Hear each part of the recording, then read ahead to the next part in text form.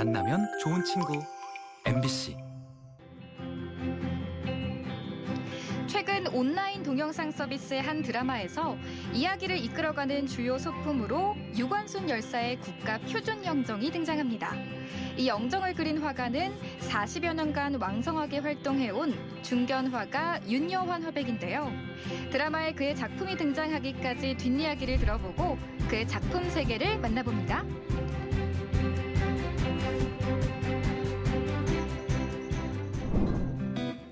한 손에 돋보기를 들고 뭘 하냐면요. 만원권에 그려진 세종대왕의 영정을 들여다보고 있습니다. 아니 뭐가 보여요? 어머 깜짝이야. 이거 뭐야? 심장 떨어질 뻔했네. 아니 우리 감독님은 이 짓만 하면 나타나세요. 됐고. 여러분 오늘은요 제가 지폐를 좀 살펴봤는데요. 이 지폐에는 각 나라를 대표하는 위인이 등장하고 이 초상화를 우리가 국가 표준 영정이라고 하잖아요. 아직까지 우리나라에는 5만 원권이 고가액인데 10만 원권이 나온다면 과연 누가 될까 고민을 했거든요. 그런데 최근에 한 드라마에서 이 이야기를 다뤘다고 해요. 그래서 오늘은 국가 표준 영정을 그리고 있는 화가분을 만나보러 가려고 하거든요. 함께 가보실까요? 한국사 역대 위인의 용모를 담은 그림을 표준 영정이라고 하는데요. 이 영정을 그리는 화가가 가까운 곳에 계신다니 반가운 마음으로 찾아갔습니다. 안녕하세요. 안녕하세요. 어서 오세요. 이분이 바로 7점의 국가 표준 영정을 그린 윤여환 화백입니다. 와, 여기가 이제 선생님 작업실인 거죠? 네. 저는 영정 그리시는 분들 작업실은 어떻게 생겨나 궁금했거든요. 네. 근데 작품부터 물감까지 진짜 화가의 작업실이네요. 저는 이제 영정 작업할 때는 바닥에 앉아서 그리기 때문에 이런 공간이 필요해요. 이 영정은 언제 처음 그리기 시작하신 거예요? 제가 우연하게도 대학교 3학년 때 그 단군 영정 그 걸개 그림 10m짜리 그 영정들을 그리게 된 게 이제 처음 시작이 된 것 같습니다. 그리고 이제 국가 표준 영정은 94년도에 보령시의 제작 의뢰로 백제 도미 부인을 제작을 해서 국가 표준 영정으로 95년도에 지정받은 것이 이제 시작이라고 할 수가 있죠. 그동안 수십 점의 영정을 그려온 윤여환 화백. 그가 그린 영정 가운데 최근 전 세계인의 주목을 받은 작품이 있는데요. 온라인 동영상 서비스의 한 드라마에서 종전을 선언한 남과 북의 공동화폐가 등장합니다. 유관순 열사의 국가 표준 영정이 그려진 10만 원권 화폐. 윤여환 화백의 대표적인 영정 작품입니다. 10만 원짜리 유관순 열사. 만약에 10만 원권이 나오면 유관순 열사가 나오지 않을까 이런 생각을 해보기도 했거든요. 네. 근데 드라마에 진짜 그렇게 나오더라고요. 예. 어쨌든 그 영정이 교수님이 그리신 거잖아요. 기분도 굉장히 남다를 것 같아요. 그 나약한 어린 소녀의 몸으로 불같은 인생을 살다 간 그 구국 정신의 상징인 유관순 열사가 전 세계적으로 이렇게 알려지게 된 계기가 돼서 참 좋습니다. 인물의 초상화를 뛰어넘어 당시의 역사와 시대 정신까지 담고 있는 표준 영정. 현재까지 총 7점의 작품이 국가 표준 영정으로 지정됐는데요. 그중에서도 고증하는 데 심혈을 기울인 작품이 유관순 열사입니다. 유관순 열사는 옥중에서 찍은 사진이 있어 그동안 얼굴이 많이 알려져 있었죠. 하지만 정확한 고증을 위해 오랜 시간이 걸렸고 최대한 인물의 본 모습에 가깝게 그리는 것이 중요했습니다. 유관순 열사 영정은 이미 이제 사진이 있기 때문에 근데 사진이 있어도 그 감옥에 있을 때 찍은 사진이라 얼굴이 왜곡이 돼 있어요. 그러니까 코가 비틀어지고 얼굴이 맞아서 이렇게 부어 있고 하기 때문에 그 나이 들어 보이고 다른 얼굴이 돼 있어서 그것을 이제 그 의학적으로 분석을 해서 이제 건강한 상태의 얼굴, 그걸 건상안이라고 합니다.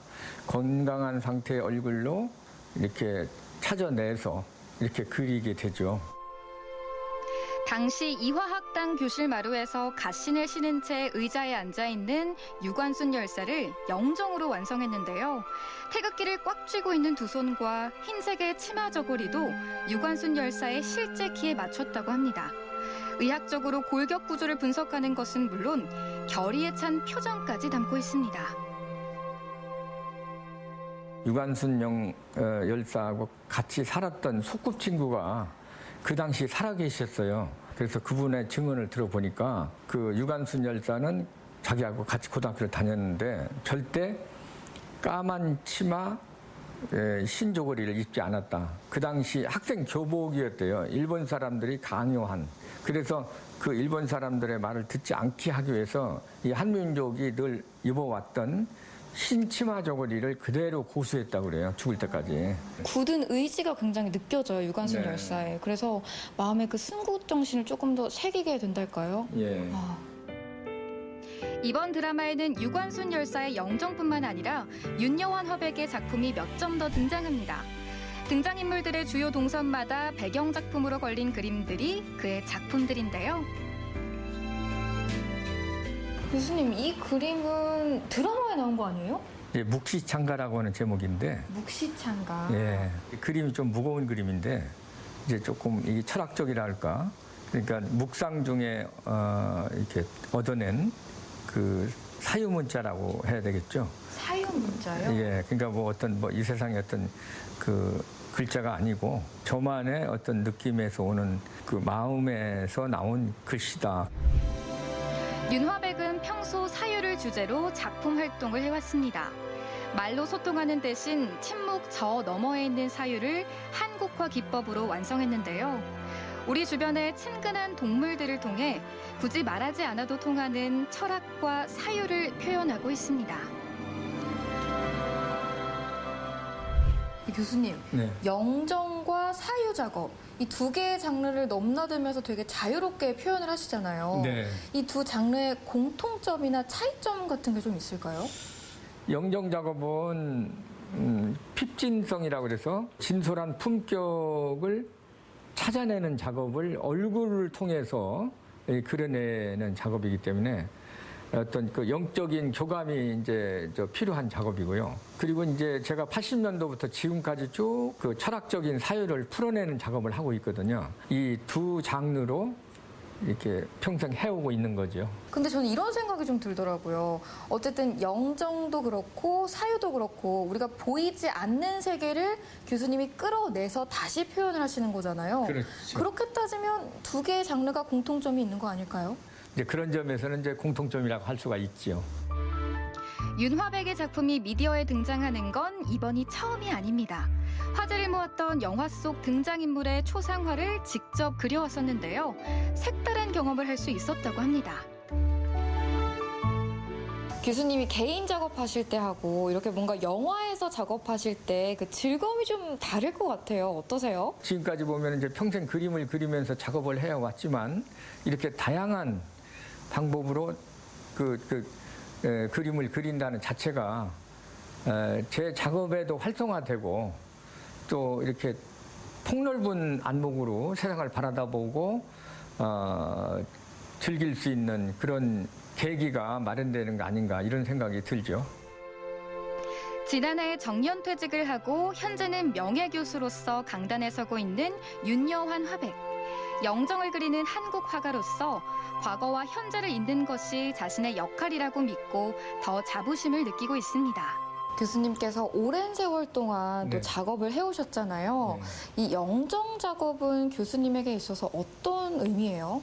없는 소년의 얼굴을 이렇게 찾아냄으로 해서 그분이 가지고 있었던 업적이라든가 또 감춰진 어떤 그 부분이라든가 또 오늘을 사는 우리들한테 전달하고 싶은 어떤 것들이라든가 이런 여러 가지를 이렇게 연결시켜주는 교량 역할을 할 수 있다 이렇게 볼 수가 있겠죠.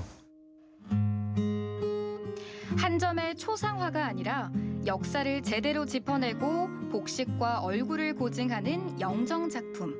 그래서 윤여환 화백은 작품에 더 깊은 애정과 진심을 담아내고 있습니다. 이제 영정 작품을 더 친근하게 바라보고 그 안에 담긴 역사까지 살펴보면 좋겠습니다.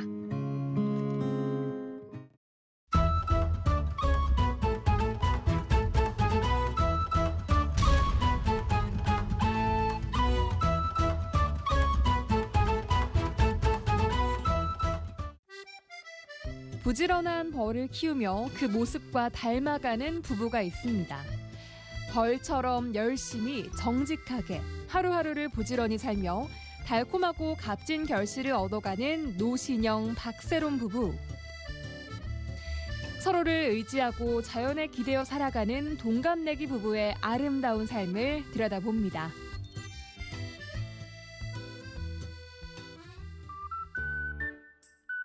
청정한 자연의 땅이자 따스한 온기를 품은 고흥에서 부부는 꿀벌 농장을 운영하고 있습니다.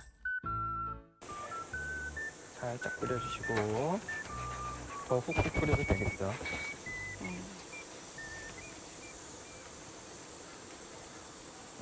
괜찮네. 잘했네. 많이. 어제 좀 덜 나와서 걱정했는데 오늘 많이 나왔다. 벌들은 더위 많이 안 타? 지금이 한참 더울 때라 체력도 많이 낮아졌고 세력도 제일 안 좋은 때긴 한데 그래도 괜찮은 것 같은데. 특히 더운데 열심히 일해 벌들이.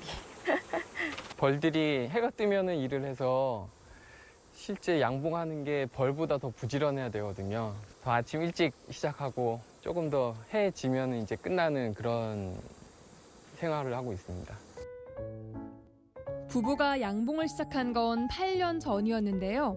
사라져가는 벌들에 대한 안타까움과 제2의 인생을 찾고 싶은 바람이 맞아떨어졌던 겁니다.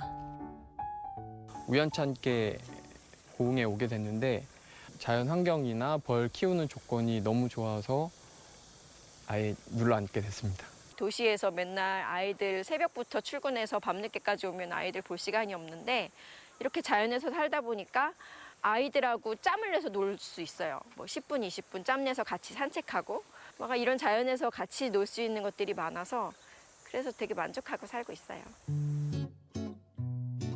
부부는 요즘 로얄 젤리를 수확하는 일에 집중하고 있습니다. 그래도 오늘 접수가 잘 됐다. 어제보다 훨씬 나아졌어. 와, 이건 하나 빠졌다. 오, 많이 채웠다. 로얄 젤리는 여왕벌이 먹는 음식으로 일벌의 몸에서 만들어지는데요. 유백색의 단백질은 양봉을 통해 얻는 가장 귀한 먹거리입니다. 회사 다니면서 참 힘들었어요.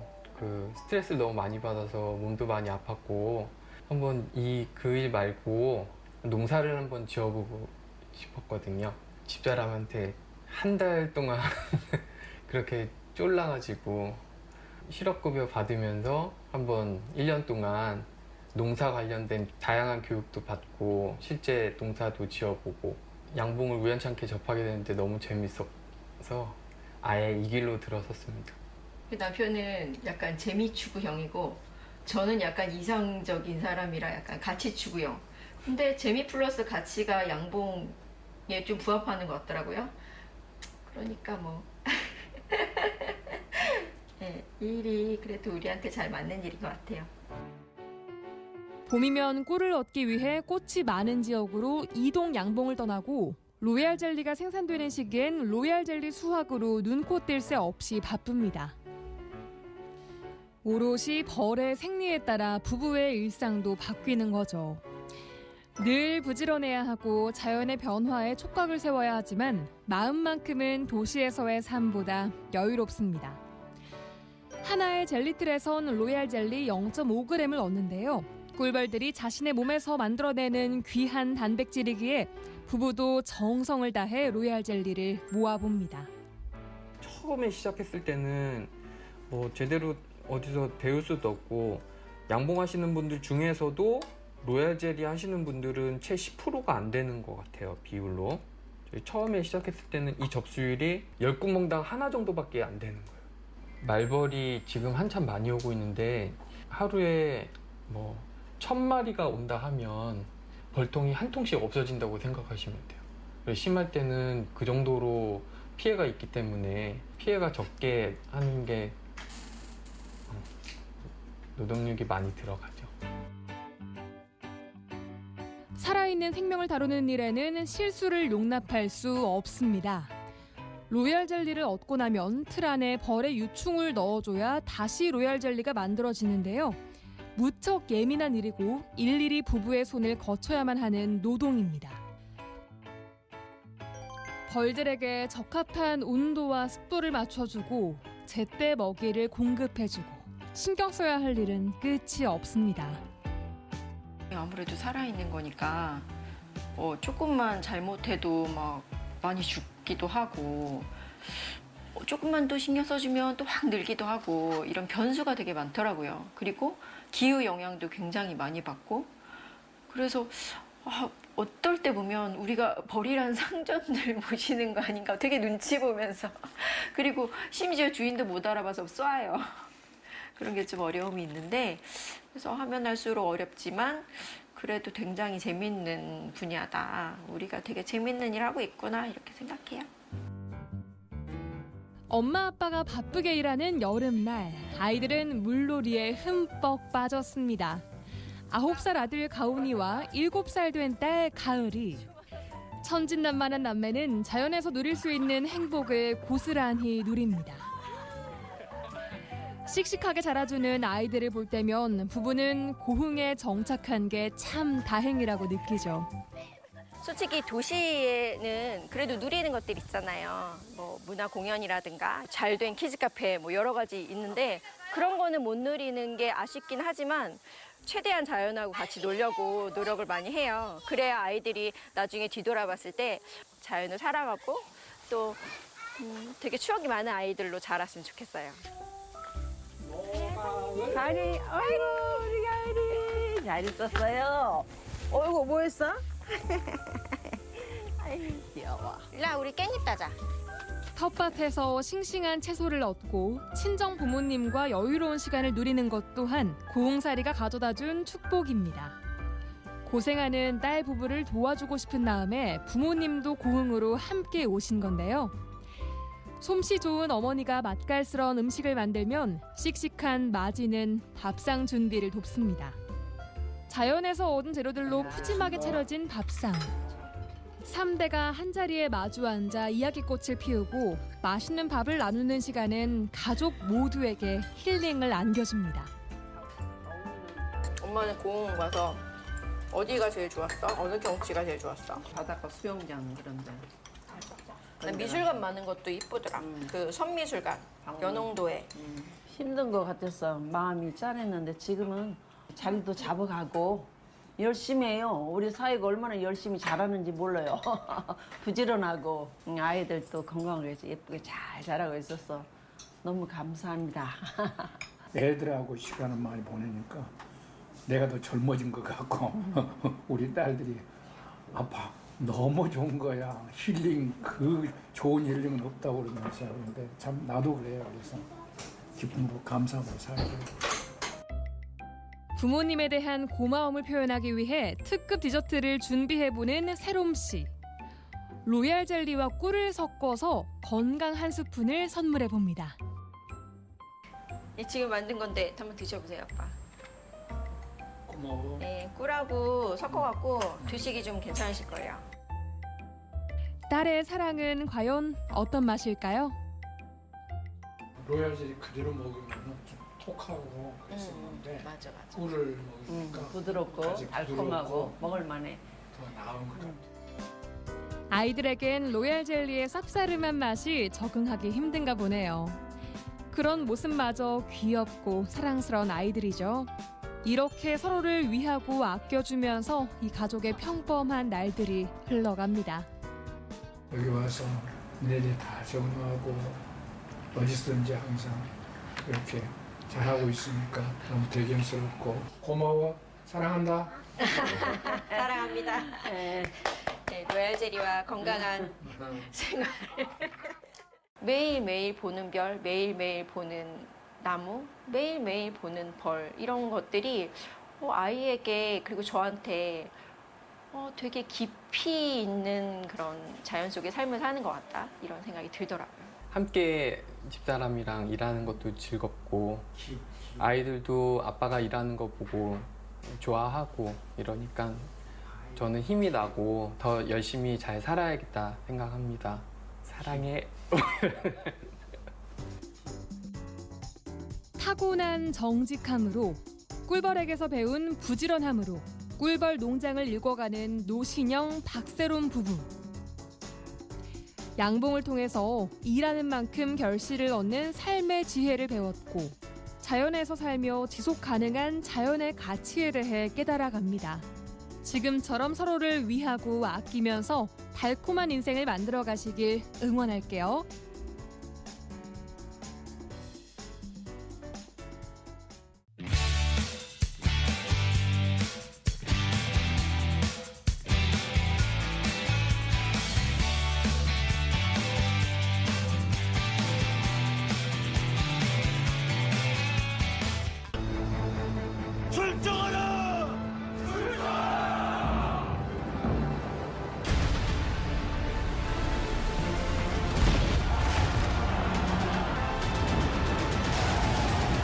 지금 우리에겐 압도적인 승리가 필요하다.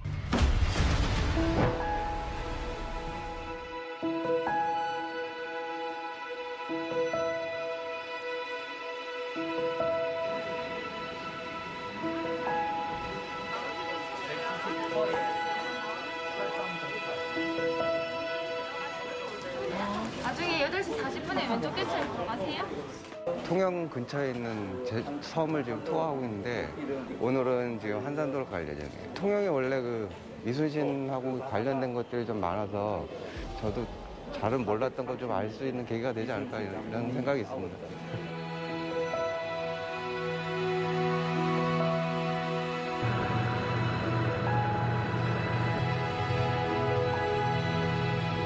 여기는 역사적인 장소입니다. 우리가 400년 전에 일본하고 우리하고 아주 참혹한 전쟁을 7년이나 합니다. 이곳 한산이 우리의 최전선이 될 걸세.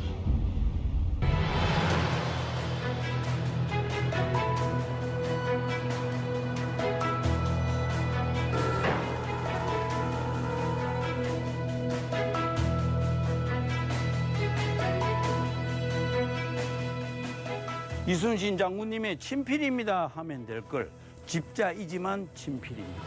남긴 글자 중에서 한자, 산자, 문자를 모았다고 모을집을 써서 집자라 그래요. 오른쪽 다 오른쪽. 이쪽으로 오세요. 여기 오면 아이들 눈에는 안 보이지만 어른들 눈에 제일 마음에 드는 거 뭐니 해도 이 붉은 소나무입니다. 이 소나무로 우리의 판옥선, 거북선을 다 만들었죠. 이순신에게서 한산도는 그의 에너지를 다 쏟아부은 땅. 다가올 우리의 싸움이 이 전쟁의 운명을 결정지을지도 모르겠네. 기존의 배로서는 이길 수 없으니 새로운 배를 만들어보죠. 이순신은 조총에 맞서는 정철총통 새 무기도 만들어요.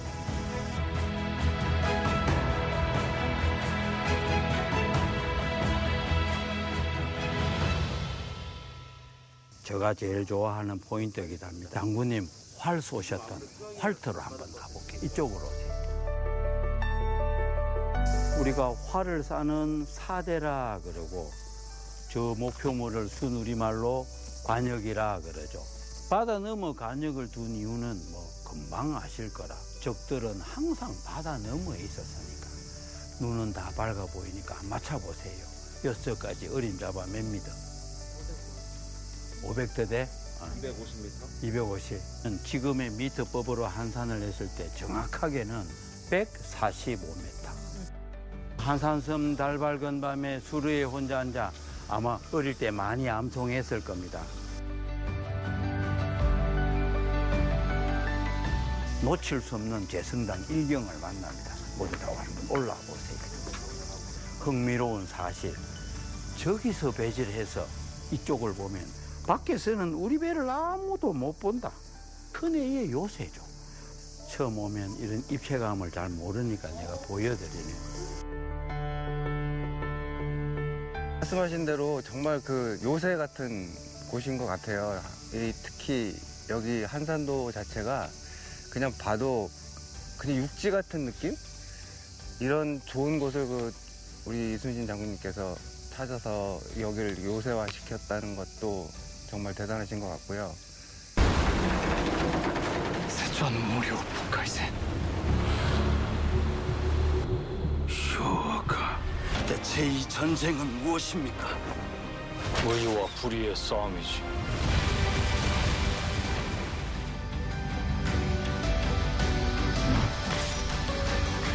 겐노리오다. 자다치니 겐노리오니 무카이 마치부세로. 적들을 여기 한산도 앞바다로 끌어내달라는 얘기입니다. 이순신은 바다에서 붙었을 때는 백전백승이라는 걸 확신했기 때문이죠.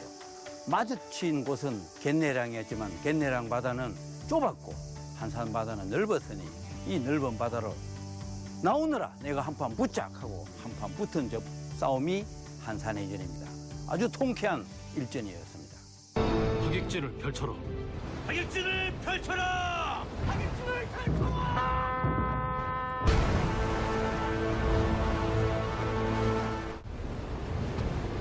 이게 수성의 진법이냐, 공성의 진법이냐? 바다 위에 마치 성을 놓은 수성의 진법 아니겠습니까? 이순신은 처음에는 100% 승리를 해야 되는 절박함 때문에 100% 승리를 확신하는 기습전만 합니다. 그랬더니 일본 아이들은 배를 버리고 육지로 다 도망을 가버렸죠. 가면 그냥 안 갑니다. 분풀이로 우리 백성들을 도륙을 냈어요. 배는 백날 부사도 아무 소용이 없다. 저 원천적인 외놈을 죽여야 된다. 하객진 보세요.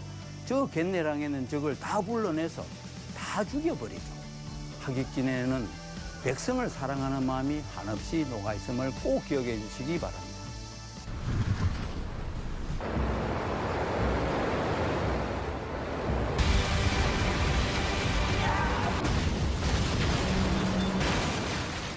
조선의 판옥선은 아주 튼튼하게 이를 데 없었고 2층 빼였고 1층에는 녹군, 2층에는 전투원, 녹군과 전투원을 100% 분리시킨 현대적 진용을 갖춘 우리들의 조선 수군이었죠.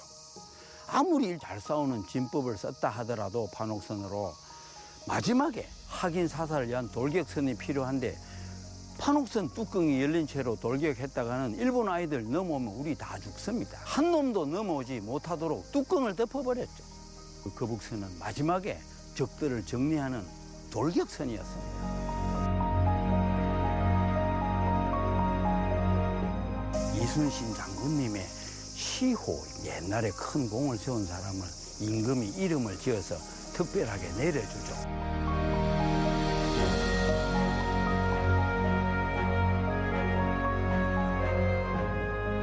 다 함께 묵념.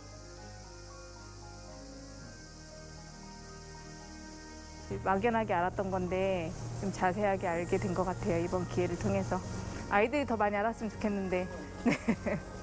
막연하게 그냥 명랑 뭐 한산섬 뭐 그냥 얘기만 들었죠. 오늘 와서 들어보니까 이렇게 뜻깊은 데고 이게 유서 깊은 줄 처음 알았습니다. 아주 즐거운 시간이었습니다. 우리가 7년을 전쟁하는데 드디어 우리가 이기기 시작하는 터닝 포인트입니다. 도요토미 히데요시는 다시는 조선 수군하고는 절대로 싸움하지 말 것을 문서로 명령했으니까. 16세기 말의 해전은 말이 좋아 해전이지 육전의 연속입니다. 배를 딱 붙여가지고 뛰어 넘어가서 배 위에 가서 칼 쏴.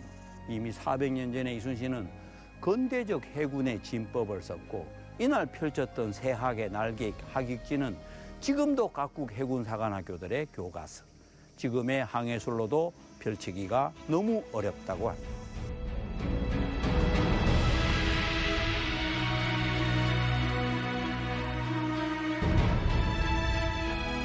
우리 모든 국민들이 이순신의 정신을 이어받고 숭상하고 그러한 것이 되는 축제가 되었으면 참 좋겠습니다. 그다음에 이러한 축제를 통해서 한산도 해전이 한산 대첩이 세계 4대 해전에 들어간다는 것을 전 세계 이 사람들이 알았으면 참 좋다 싶습니다.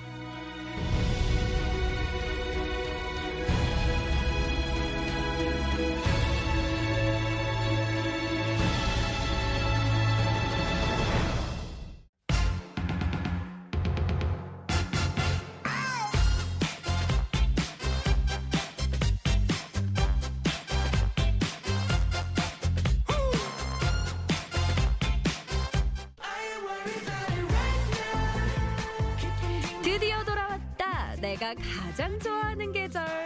쨍쨍한 햇빛, 그 뜨거움이 바로 여름의 매력이지. 힘, 정열, 에너지. 이번엔 여름을 닮은 음식들을 먹어볼까?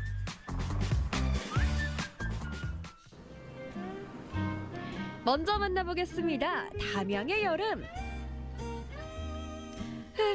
푸릇푸릇하니 좋네. 평범해 보여도 여기가 진짜야. 오늘 소개시켜 드릴 메뉴가 닭볶음탕인데요. 소뚜껑에다가 이제 장작으로 하는 닭볶음탕이에요.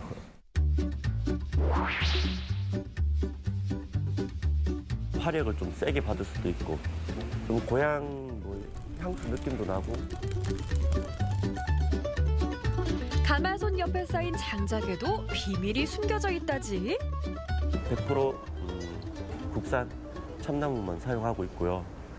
장작으로 이제 40분 정도 조리하다 보니까 어쩜 닭값보다 좀 더 비용이 더 발생하는 것 같기도 해요. 근데 불을 세게 이렇게 끓이니까 그 불맛이라는 게 차이가 일반 이제 가스로 이렇게 하는 것보다는 이제 차이가 많이 있죠. 찾았다 불맛, 여름의 맛. 불맛에 감칠맛을 더해줄 양념장은 여기. 항아리에 담겨 있으니 왠지 더 믿음이 가는걸? 양념 같은 경우는 저희가 정말 만드는데 오래 걸리기도 했고 정말 자부할 수 있거든요. 여러 시행착오 끝에 찾은 대파 숙성 양념. 나라도 인정한 양념이라고. 에헴. 매일 아침 배달되는 신선한 닭에 양념을 얹어서 파이어! 씹는 맛을 더해줄 큼지막한 야채들도 추가요.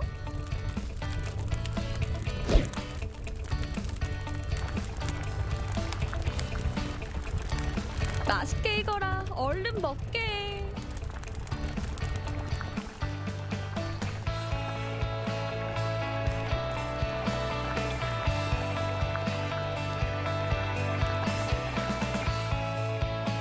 저희가 소뚜껑으로 이제 조리를 하다 보니까 손님분들이 보는 것도 엄청 좋아하시더라고요. 그래서 이제 손님 옆에서 이제 조리를 하게 됐고요.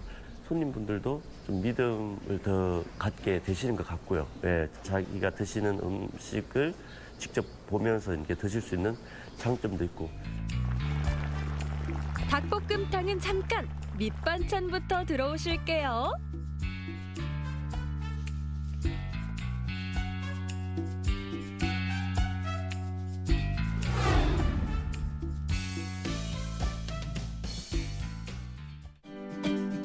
토종닭이라더니 엄청 실하네.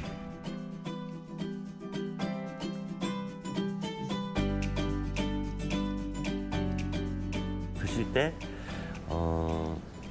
양념을 한 번 더 이렇게 얹으셔서 양념에 찍어 드시는 걸 추천드리고요. 그리고 이제 좀 백김치라든지 이제 장아찌도 같이 드시면 훨씬 더 입안도 텁텁하지 않고 더 맛있게 드실 수 있을 것 같아요. 분부대로 하겠습니다. 역시는 역시. 남은 양념에는 라면 사리가 진리.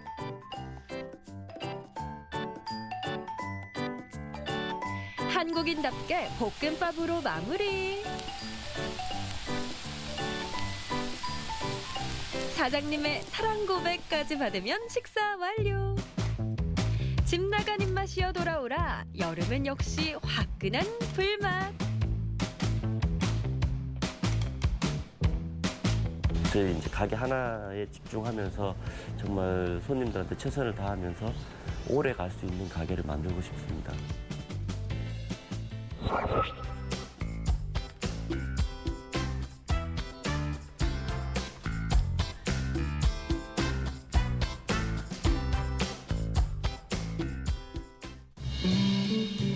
광주로 돌아와 찾아간 또 다른 여름 맛집.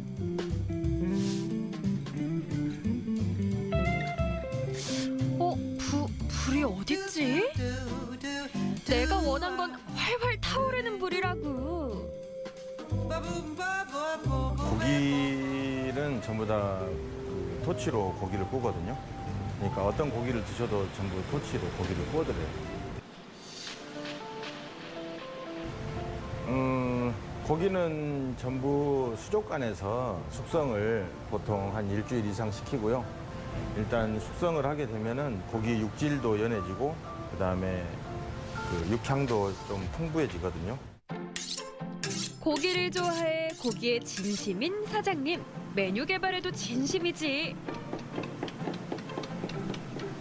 저희 대표 메뉴가 지금 날씬 목살이라고 이베리코인데 그걸 좀 얇게 썰어가지고 그걸 토치로 빠르게 구워서 드실 수 있게 해드려요.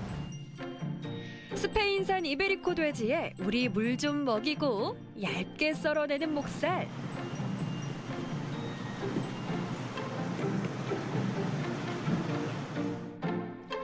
이건 그냥 소고기 아니야?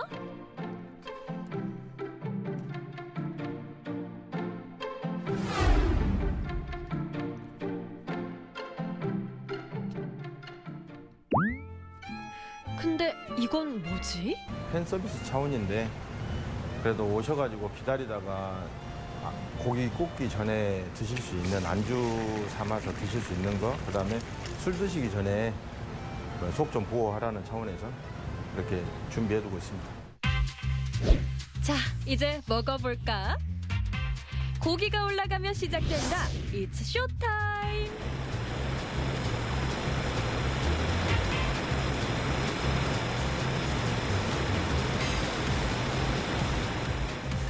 토치를 이용해서 최대한 빠르게 신속하게 그리고 육즙도 달아나지 않게 가두는 효과를 볼 수 있어서 그걸로 하고 있습니다.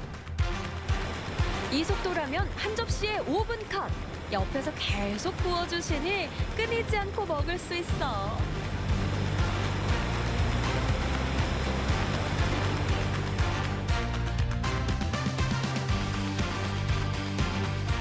저희가 생와사비 올려가지고 저희 특제 소스 있거든요. 소스에다가 김치 올려서 드시면 그때 제일 맛있어요.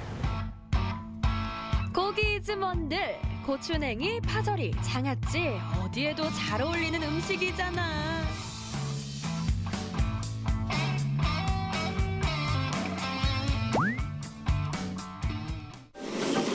이번엔 또 어떤 메뉴가? 달걀? 돼지고기로 만든 육전이라니 여기는 찐이다.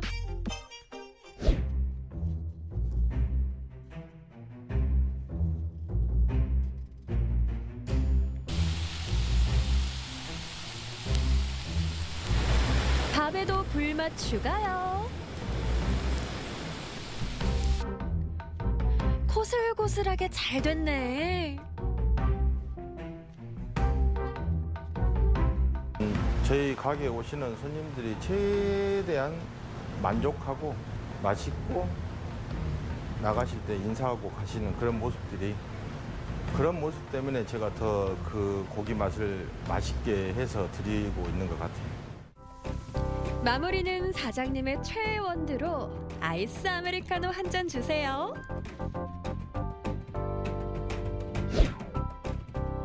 오늘도 잘 먹었습니다.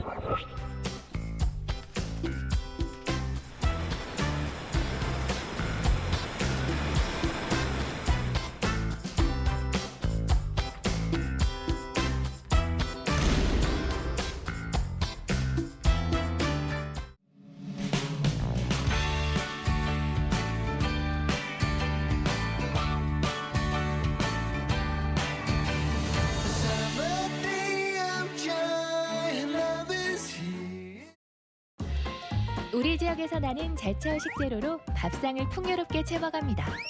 로컬 푸드로 로컬 셰프가 만드는 건강한 요리법, 로컬 레시피.